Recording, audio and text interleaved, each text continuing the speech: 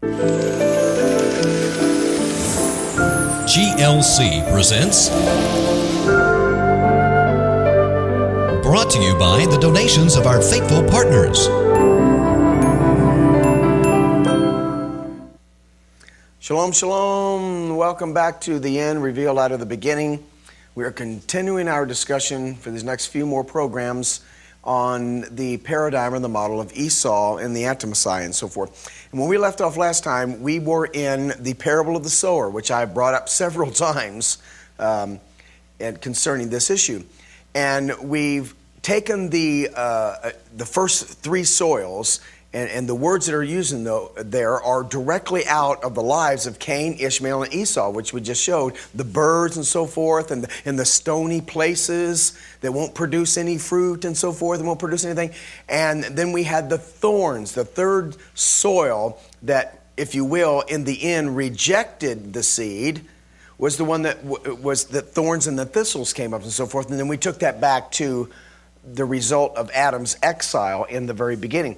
But you also have to keep in mind that, once again, the Father has multitudinous ways of his seed being revealed to everyone. One of the main points of the parable of the four soils and the sower is that everyone has had an opportunity to see this. And God has, because He loves the whole world, He has all kinds of ways to do this. Don't put Him into your little bitty Greek thinking box and think that it's only this way that people can hear about Yeshua the Messiah. The Father's in control of this. He's the sower. That's why it says the Son of Man sowed the good seed. He knows exactly where He put them. He knows how He did it. And He gives us the responsibility to speak forth and do everything He tells us to do. But the Father's not limited to you and me. He's not limited to you and me. He is an all-powerful God and Creator. And so when you hear all the little things about, well, what about the guy on the island that never got to hear about it? The Father's the sower. The Father's the sower. And if you're really worried about the guy on the island, then go buy a bus ticket. Get to the airport, get on a plane, go to the island, and deal with it. If you know there's a guy on an island who doesn't know, you're kind of being irresponsible by just scratching your head going, what about him? If you know there's one, of course it's hypothetical anyway, then get over there and do something about it. My point is, the Father and the Son of Man sowed the good seed, and according to this, and for an example like Romans chapter 1 verse 20 that we read earlier, which says, for the invisible things of Him from the creation of the world. From when? The middle? No, the beginning. The invisible things of Him from the creation of the world are clearly seen, clearly the English uses there, and understood by the things which are made, even His Godhead.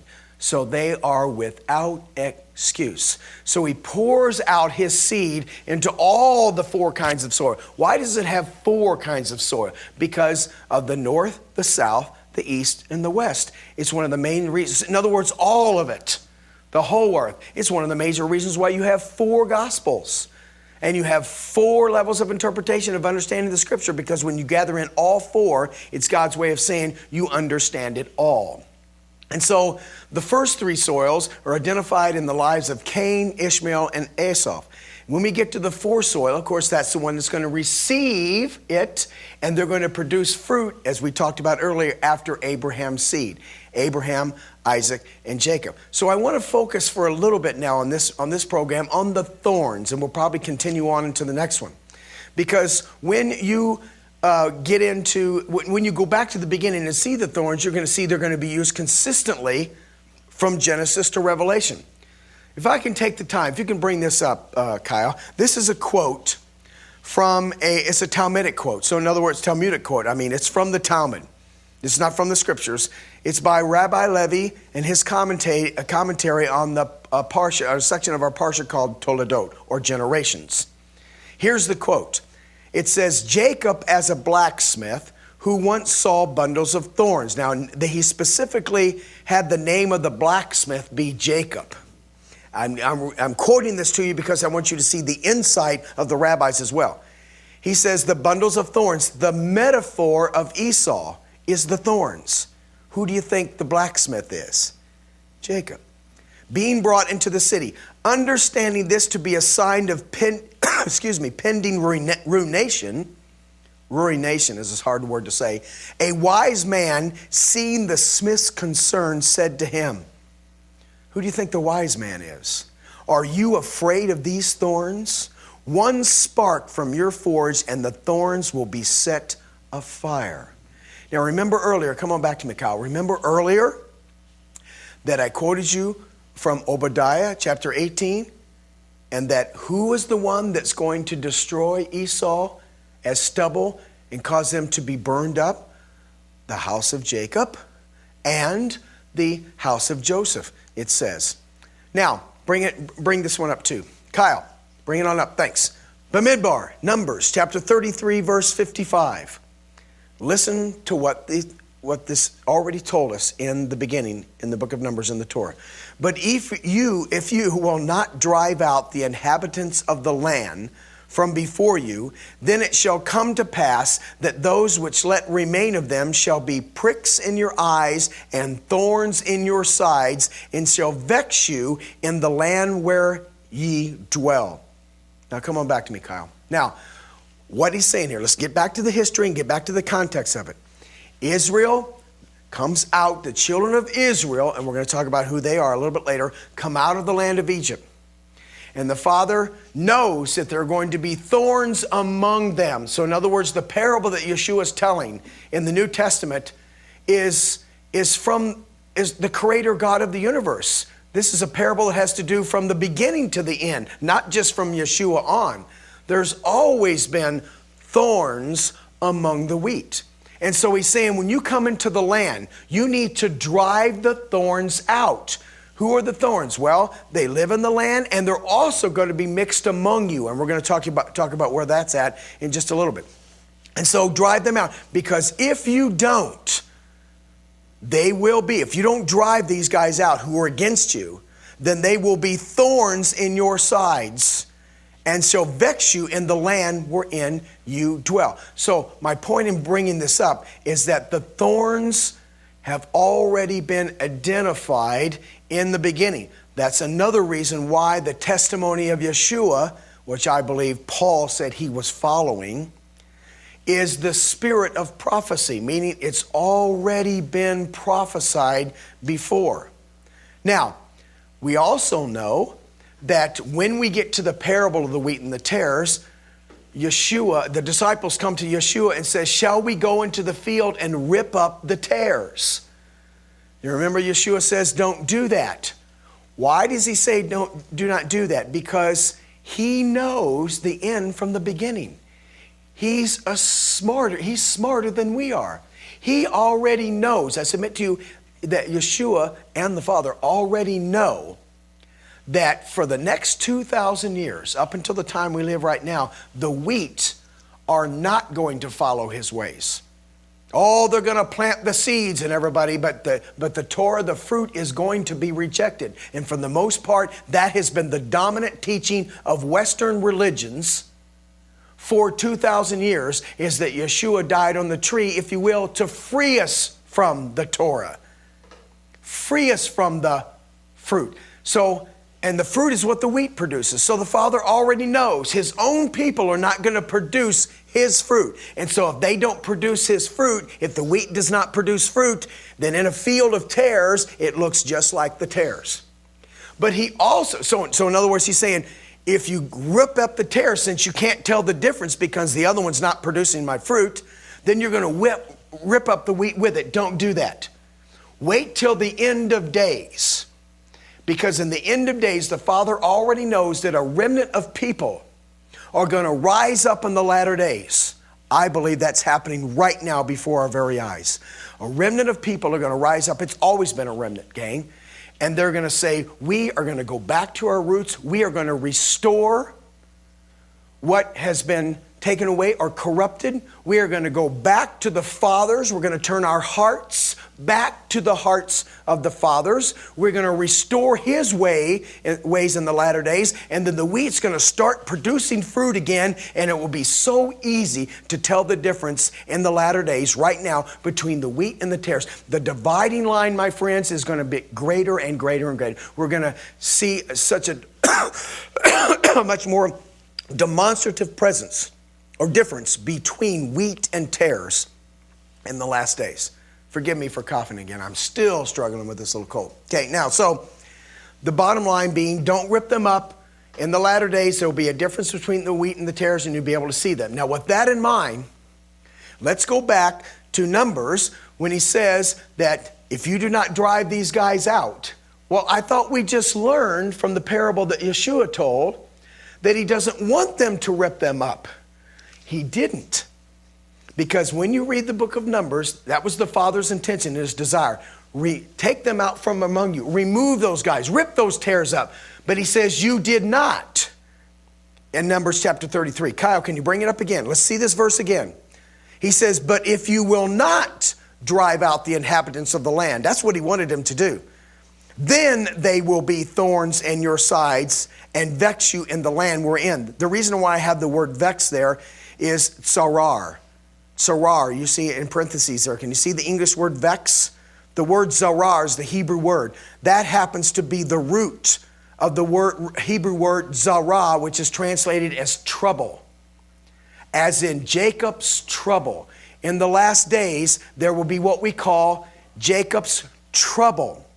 And this is already revealed in this agricultural picture of these people who you did not drive out when I told you to do it. And now he knows ahead of time that they're going to be pricks in your eyes and thorns in your sides, and they shall trouble you, if you will. It's just translated as vex here, in the land wherein you dwell. The Bible calls that prophetically the day of Jacob's trouble. So now when they get into the land in Joshua chapter 23, verse 13, because they didn't do it, now listen to what the Father says. Know for a certainty that Yahweh your God will no more drive out any of these nations from before you. What he's trying to say is if you would have just done this, it would have actually been me that would have done it. If you would have been obedient to me and follow me and not allowed these things to be in your midst, I would have actually been the one that would have been behind you. I would have been your king. I would have led you in driving these out from before you. But since you did not, they will be snares and traps unto you, scourges. Notice that's based upon the root set again, the god of the Hyksos. Scourges in your sides, thorns in your eyes, thorns in your flesh. He describes it in your eyes and in your flesh, until you perish from off this good land which Yahweh your God has given you. Kyle, come on back to me. So once again, he wanted them to drive them out, but they didn't. And so he says, because of that, I'm not going to drive them out. And so by the time we get to the days of the Messiah, he's saying, well, leave them in the field now. And when it gets to the end of times, the reapers will come and they will gather up the tares first and burn them, and then we'll put the wheat in the barns. And so that's the agricultural picture of what's taking place in the latter days. In 2 Samuel chapter 23, verse 6, Kyle, can we bring that up? It says, but the sons of Belial shall be all of them as thorns thrust away, because they cannot be taken with hands. I want you to see the relationship of the thorns with Belial, the sons of Belial. In Isaiah 32, verse 13, keep it up there for a bit, Kyle. Upon the land of my people shall come up thorns and briars. Remember the prophecy, wherever Israel is, there Ishmael will be, dwelling always in the presence, but in the Hebrew, it's the Hebrew word for face, always in the face of their brethren. Wherever Israel is, there's where Esau will be. There's where the thorns will be. And he says, upon all the houses of joy in the joyous city. In Matthew 7:16, you know this verse as well as I do. You shall know them by their what? Fruit, what they produce. Do men gather grapes of thorns or figs of thistles? If you are gathering thorns, it's because it's a thorn bush. If you're gathering thistles, it's because it's a thistle bush, if you will. In other words, if my seed is in your heart, then thorns are not going to come out. That's the bottom line. Because that's not what you see in the field. When men go gather grapes, it's not grapes of thorns. There's not figs of thistles and so forth. Then when we get to Ivrim, that is Hebrews. That is our English word Hebrews, 6 verse 8. It says, but that which beareth thorns and briars is rejected, and is nigh unto cursing, whose end is to be burned. So I'm giving you some examples where you're going to start to see these thorns and thistles and briars everywhere. Come on back to me for a moment, Kyle, please. You're going to see them all over the scriptures from one end to the other. That's the idea of once you begin to see. That it's not me. Any good teacher of the scriptures should be able to bring out things in the text that it's not just here or there, but you'll begin to see it everywhere, all over the place. It reminds me, if you can humor me for a minute, it reminds me this idea of once you see it everywhere. Once you understand the concept of the dividing of the house of Israel and the house of Israel and the house of Judah, and that's really what he died on the tree for, was to restore those houses back together. Once you see it one place, then all of a sudden you'll start seeing it in all the language from beginning to end. So this concept of once you see it, you can't help but see it.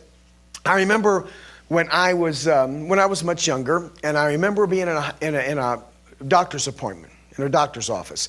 I think this was sometime in the 70s or early 80s or something like that. And I remember sitting in that doctor's office, and there was a group of people clamoring over in the corner, and there was this picture on the wall. This picture was hanging there on the wall. And I remember they were all talking about it, and some of them were laughing and so forth, and I just kind of get curious. Well, what's this picture all about on the wall? And so pretty soon I went over and asked them. I said, well, what's the deal with the picture on the wall? And because it was just a picture of some squiggly lines. There were some colorful squiggly lines, horizontally going across this picture. And they said, can't you see it? And I said, can't you see what? Well, can't you see the picture? I said, well, yeah, it's not a very attractive picture. And they said, oh, no. Can't you see that there is the Nina, the Pinta, and the Santa Maria, 3 camels and a horse in that picture? I went, what? And I said, yeah, look at it. It's 3-dimensional. It comes right out at you. And I looked at it, and I went, I just see a bunch of squiggly lines. And here's what they said. They said, no, look through the picture. And so I went, contorting myself every way, I couldn't see anything. And then finally one guy says, no, if you get close and you cross your eyes, you can see it. So I walked up to the picture, and I went, look at the picture. I go, I'm sorry, I just see squiggly lines and so forth. And so I backed up from the picture, and all of a sudden, Jared, here it comes, right out at me. Some of you have probably seen these pictures. I don't know that they're really popular anymore, but they used to be popular about 20 years ago. The point being is once I saw those 3 ships, those 3 camels and a horse coming right out at me, 3-dimensionally, I could not walk by that picture and not see it anymore. From that point forward, every time that day I walked by that picture, because I think I was in there for some test, I could clearly see it. So once I saw it, I could not help but see it all the time. That was kind of my point. And that's kind of the true with this. Once you see these agricultural pictures, all of a sudden you'll start noting it in all these verses everywhere from beginning to end. Okay, Kyle, bring up the next verse. Continuing our teaching in the thorns and so forth, Ezekiel 28:24 says, and there shall be no more a pricking briar into the house of Israel, nor any grieving thorn of all them that are round about them, that despise them. And they shall know that I am Yahweh Elohim, because there will be a time, come on back to me, Kyle, there will be a time when these things will be removed and no more. And the Father makes that promise to us, that one day he will remove these things. Now, once again, I'm going to submit to you that particularly these tares that are mixed among the wheat, or these thorns, if you want, mixed out in the field with those that are producing fruit, is more indicative of something that pretends to be a believer, pretends to be the wheat. Because as long as the wheat doesn't produce, it can get away with that. As long as the wheat doesn't produce anything, the tares can continue to get away with looking like they are indeed wheat. Remember the three letters, the three Greek letters in Revelation chapter 13, 18. One thing on the outside, another thing on the inside. Remember the goofy picture of the cat mixed among the raccoons and so on and so forth. Pretending to be so. So as long as the wheat doesn't produce, it's going to be like that. They say that they are, but indeed they are not. They say that they're believers, but they're not believers. Another example, bring up the next one, Kyle. Isaiah chapter 5 and 6. And now go. Everybody's familiar with what takes place in Isaiah 5. I will tell you what I will do to my vineyard. See, the Father's actually going to do it. It's the ramifications of sin. I will take away the heads thereof. He would have protected the vineyard, but they turned from him. He says, and it shall be eaten up, and break down the wall thereof, and it shall be trodden down. I will lay it waste. Remember that word waste? It shall not be pruned or digged, but there shall come up briars and thorns. I will also command the clouds that they rain no rain upon it. Now remember, what's going to come up because they turned away, his people turned away from him, all of them did. Briars and thorns are going to come up from amongst them. That's the same thing that happened to Adam when he was exiled out of the garden. He had this nice garden. Come on back to me a minute, Kyle. He had this nice garden that he originally put them into to protect them and keep them safe. And all they had to do in that garden to eat was just be walking around like this, and they were hungry, they'd just go pick something off a tree and eat it. All they had to do when they needed something, this paradisical atmosphere that the Father, the cultivated plant, had designed for them, if they'd have just kept his ways, when they needed to eat something, not only could they just grab it and pull it off a tree or a bush or something, but I guarantee you it tasted a whole lot better than any fruit that we eat today. And that's all they had to do, but they sinned, and so the result is exile out into the thorns and the thistles. And not only that, he says that because of what you have done, by the sweat of your brow, you shall eat bread. Now that's the Father's way of saying, if you'd have stayed in the garden, all you had to do was walk by, because it was already completely designed to be eaten in the garden. But now, by the sweat of the brow, you're going to have to eat bread. Bread is something you have to prepare. You have to take a combination of this and put it with this and put it together with this and mix something together in order to make bread. So you got to go out and get a job, if you will. I got to earn the eggs. I got to earn the sugar. I got to earn the flour or the raisins or whatever you put in the bread. Before, all you had to do was pull it off a tree, and not only was it good for you, but it was very good for you. Now you got to work by your sweat of your brow in order to earn it. So the punishment was you're going to have to be out there going through the same heat and floods and catastrophes that the rest of the world has to go through because you refuse to heed the word of God. And so briars and thorns will be among you. Then he also says, and I will have no rain come upon it. Remember what the picture of the rain is. Casting forth Torah. The Torah. You don't want to obey my Torah? Then I will remove it from your midst, and therefore you will not get rain upon your land, and you will not produce. And my friends, most of us know that that's exactly what happened to Israel for a long time. The land was barren. It was not producing any fruit. You've probably heard the quotes from Mark Twain, who went over there in the late 1800s and said, I don't know why anybody would want to live here. It's a barren desert wasteland. But then as soon as the people of God started returning, Israel is restored as a nation in 1948. One of the first things they decided to do with respect to this nation Israel was turn to the peoples, back to the peoples, the pure language, just like he said he would in Zephaniah chapter 3, verse 9. And as soon as the language starts to return, because you can't separate people from words, and people start going back to the language that started all things, we're still not there yet, all of a sudden the land starts to blossom and bloom and produce much fruit again.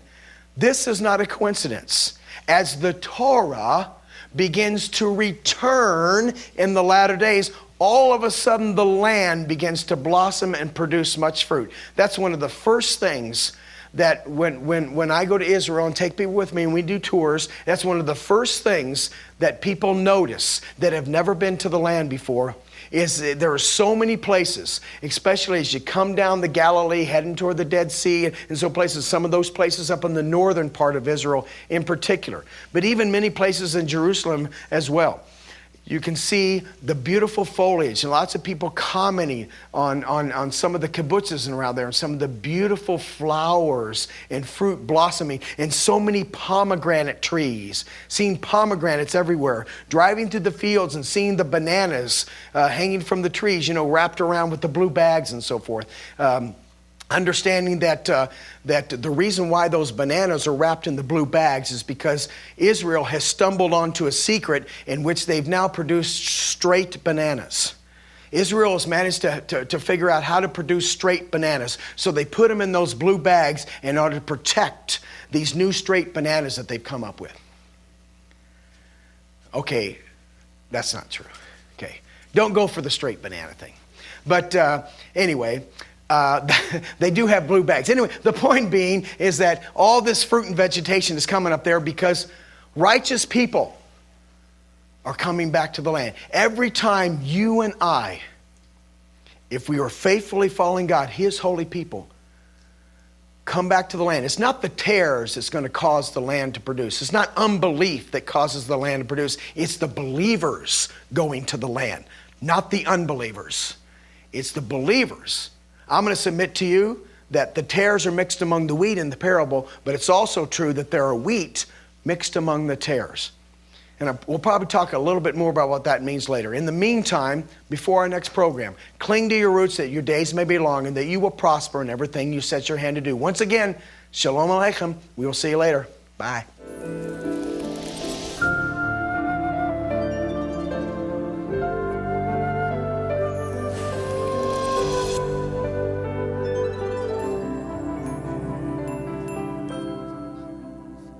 Shalom once again. This is Brad Scott with the Wild Branch Ministry, reminding you that the end is revealed right out of the beginning. And keeping in mind that if all truth from the New Testament and the Old Testament is all found embedded in the opening chapters of Genesis, and just knowing the dynamics of how this beautiful language of your Bible works will bring beautiful and wonderful treasures out of the field. And I'm going to submit to you that if you've gained any insight from some of these programs, if you've learned anything, if I've helped you in any way, I would ask you to contact us and let us know. We are the Wild Branch Ministry. We can be reached either by mail at the Wild Branch Ministry, which is at P.O. Box 97, Vernal, Utah 84078. You can contact us by phone at 435-789-3713. You can email me at brad@wildbranch.org as well. And of course, I ask you to continue to support Primetime Television and GLC, and you will be blessed, I guarantee it. Shalom, shalom. This program was produced by and for God's Learning Channel. If you enjoy this program, we need your support to keep this program on GLC. Please make your checks out to God's Learning Channel, P.O. Box 61,000, Midland, Texas 79711-1000. Please be sure to designate where your contribution is intended. It is very important to let GLC know which programs you enjoy and support.